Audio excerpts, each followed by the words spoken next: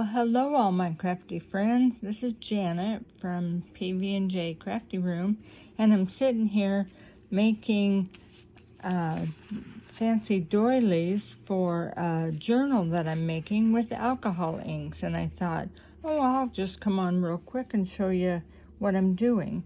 So I have this blending tool. If you don't have one of these, you can use Q-tips or paper towels or wadded up paper.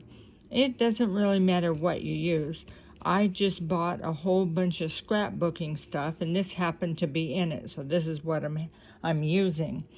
So I'm doing a journal. I'm using junk mail envelopes, and every Monday morning the square dancers go to a restaurant, and at this restaurant, a local restaurant, they have these doilies. They're actually just white doilies.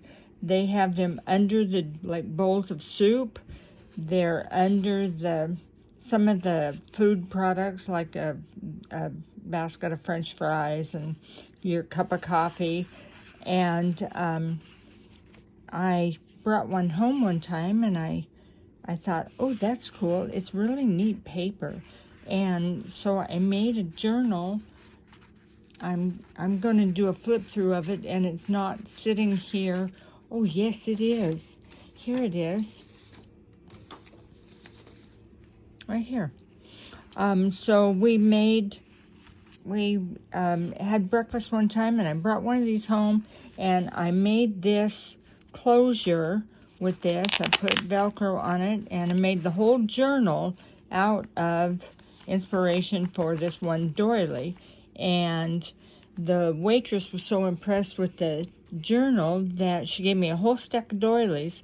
So I'm making a journal for her. So anyway, that's what I'm working on. But I have just used this and alcohol inks. Now, I've never worked with alcohol inks, but I'm telling you, they're real easy. So if you use this process, I took the alcohol inks. These are just Tim Holtz alcohol inks, any color you want. These are Adirondack.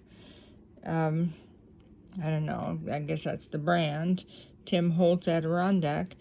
And I read the instructions, and it said to drip some of the alcohol inks onto the pad, and this is just like a felt pad, and then drip some of this on top of the ink on the pad.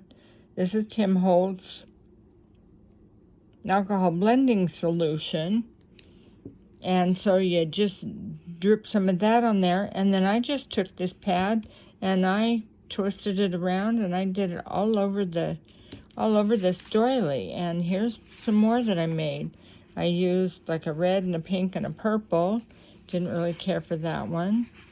And these are the same colors, red, pink, and purple. That one's a little bit nicer. And here's red and pink. Well, I think I'm going to use this pink one. I may go and do another layer of pink on here. But anyway, easy to do. But if you do this, because I've been going all over this, you want to put something underneath you. And now, look what I've got. I've also got a book page that's also got alcohol inks on it that I can use. And here's another book page. This is the first one that I used. So I'm going to go and use this a little more, or maybe I'll just fold it and use it like this. But anyway, I haven't tried it on these little paper doilies. Now, these are the ones that I bought from the Dollar Tree. But anyway, these, you could probably use a big, like 3-inch, 3.5, 4-inch, whatever, hole punch, and punch out some of these out of any kind of paper that you wanted. These aren't extremely thin, but I think I'm gonna glue two together and use two. Anyway, they're turning out really neat, and all I'm doing is splattering. I mean, I've got no set pattern. Some I'm not really caring for, so I'm gonna go get some gold glitter and top that up with something and make it something that I like. If you don't like it, keep adding to it until you do. So just wanted to come show you. Make sure you put something under it because this gets really wet with all that solution on it. And I dabbed this one a whole lot lighter than I was dabbing this one. I started being intentional about how I was dabbing and moving. Anyway, that's what I've been doing and just thought I'd show you. Okay, see you on the next video, my friends.